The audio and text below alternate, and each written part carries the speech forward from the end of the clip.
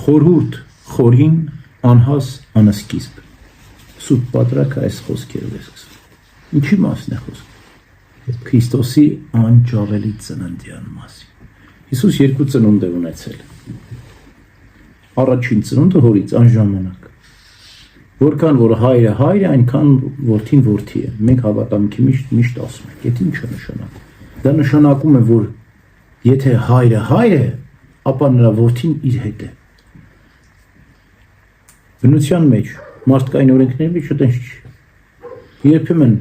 հայրը նախքան հայր լինելը որդի էր, հետո հայր դարձավ։ Հետո էլ պապա դառնում։ Պապա ավելի բարձրանա, չէ՞։ Այսպես ծորներ ունենա։ Իսկ աստվածային հայրը միշտ հայր է, որդին միշտ որդի է։ Եվ որքան որ որդին որդի է, այնքան հայրը հայր է։ Միշտ։ Հիմա փորձենք հասկանալ։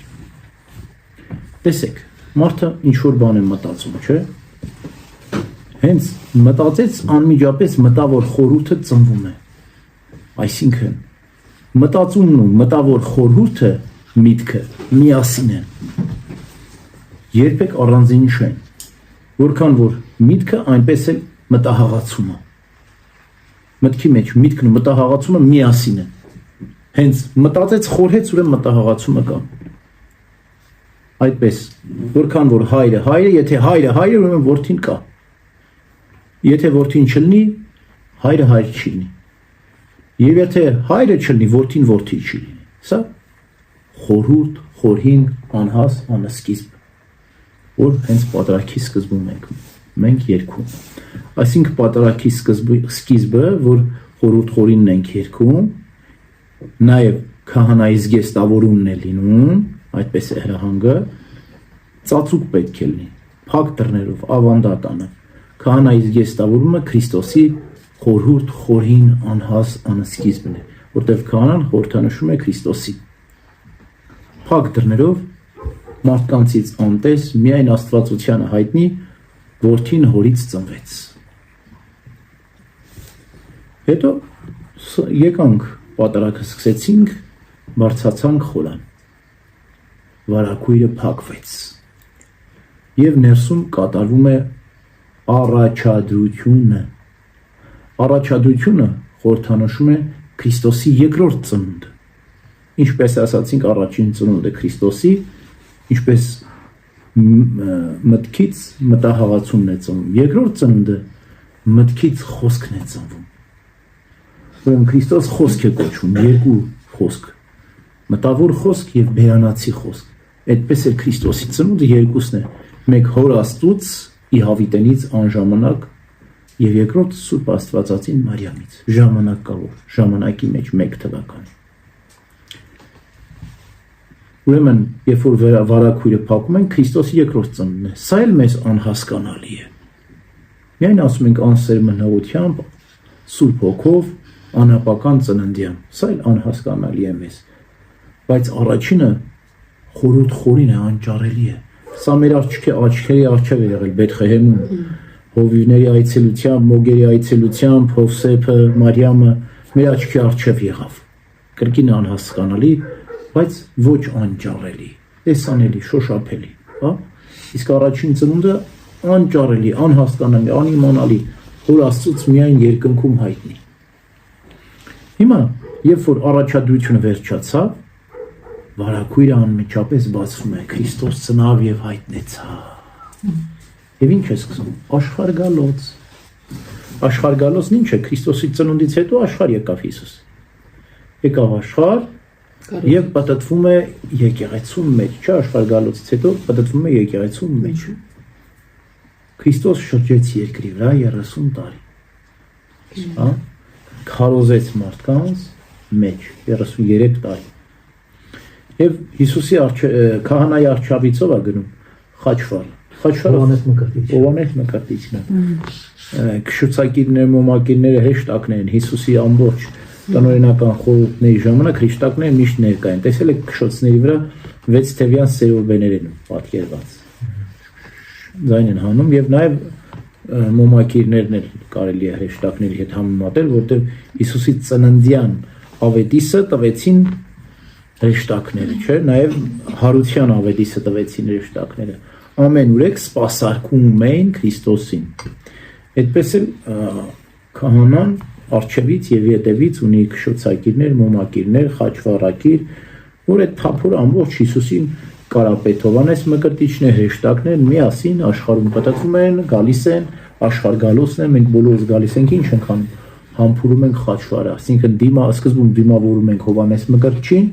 լսում ենք Հովանես Մկրտչի քարոզը, հա, խաչվառն ենք նախ համբուրում։ Ինչպես Հովանես Մկրտիչն ինչ ասեց, ես ձեզ մկրտում եմ ջրով, բայց ինձանից հետև, իմ հետևում կա քահանան, որ Քրիստոսին է խորհրդանշում, նա ձեզ կմկրտի Սուրբ Հոգով։ Խաչվառը համբուրելուց հետո խաչն ենք համբուրում, այսինքն Հովանես Մկրտչին դիմավորից հետո Հիսուսին ենք դիմավորում, հա։ Աշխարհ գալոց եղավ, պատտվեց Հիսուս երկրի վրա, մարդկանց քարոզեց, խոսեց, գնում ենք քահանայից խաչն ենք համբուրում, երբեմն կանայք զգեստներն են, ինչպես այնքինը Քրիստոսի քղանցքին կապավ, չէ, բուժվեց, այսինքն ամբողջովին Հիսուսի աշխարհ գալոցն է, այս մի հնարավորությունն է, որ ժողովուրդը օրհնություն ստանա, մինչև բուն պատարագը սկսի, մի հատ ընդհանուր օրհնություն ենք ստանում, Հովանես Մկրտչից, խաչվառակից, հրեշտակներից, ձեռ ենք տալիս, քշոցներին, չէ, ուրախանում ենք, տեսնեք շատ գեղեցիկ է այդ թափորը, շատ եւ ազդեցիկ է, հատկապես երբ որ եկեղեցողությունն էլ բարեխոսությամբ աշխարհ գալոցով գալիս են, պատտվում ենք եւ երբ աստիճաններով բարձրանում ենք վերև, խորանն ինչ է, Գողգոթան է, բա իհարկե ամբողջ պատարագը ինչ է, զոհաբերություն, Քրիստոսի խաչելության խորհուրդն աշխարհ գալուց արեց, Հիսուս եկավ, քարոզեց, պատրաստեց բոլորին, բարձր գնացավ Գողգոթա, խաչվելու։ Սուբսեանն ինչը, քառանկյունը, խաչն ինչը, քառաթևը, հա, ուրեմն սուբսենը խաչն է խորհրդանշում։ Հիսուս ինչ արեց, հացը վերցրեց, օշնեց, կիսեց, տվեց, ասաց, առեք կերեք այս է իմ մարմինը, գինին օշնեց, խմեք այս է իմ արյունը, որ տրվում է փեր մեղքերի քավություն եւ թողություն։ Եվ հետո Քրիստոս խաչը բարձրացավ։ Ինչ որ ինքը կատարեց, խաչի վրա իրականացավ։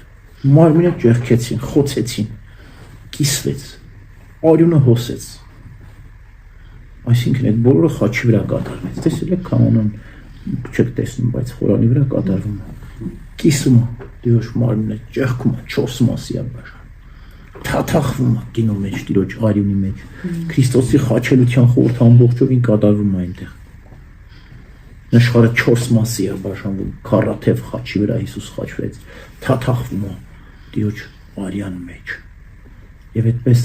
այնաթաթախ տալիս ենք, որ դուք ճաշակեք Տիրոջ մարմինն ու արյունը։ Բարսաղ կեսարացին ասում է, սուրբերից մեկին հայտնվեց, թե ինչպես քահանան, երբ որ հացն ու գինին թաթախված տալիս էր, հում ու միս ու արյուն էր, Տիրոջ մարմինն ու արյունն էր, ու զարհուրեց այդ սուրբը,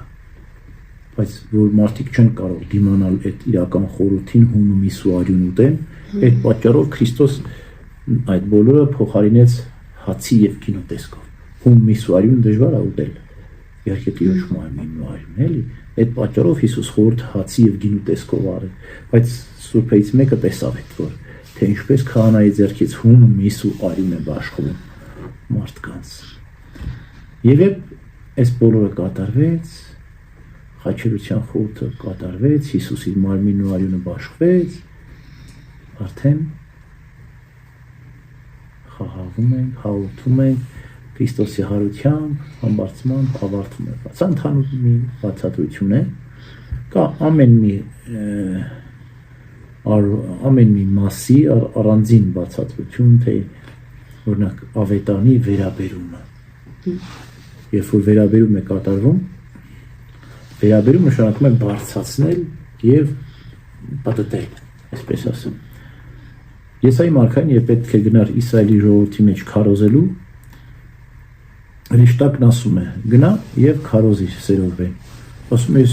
պիղծ շուրթերն եմ պղծաշիր ժողովրդի մեջ եմ բնակում, ինչպես գնամ քարոզել։ Հրեշտակը ունելիով երկնքից կրակը վերցնում է, բերում է, հպում է Եսայի մարգարի շուրթերն ասում շուրթունքները մաքրվեցին գնա քարոզ։ Նույնն է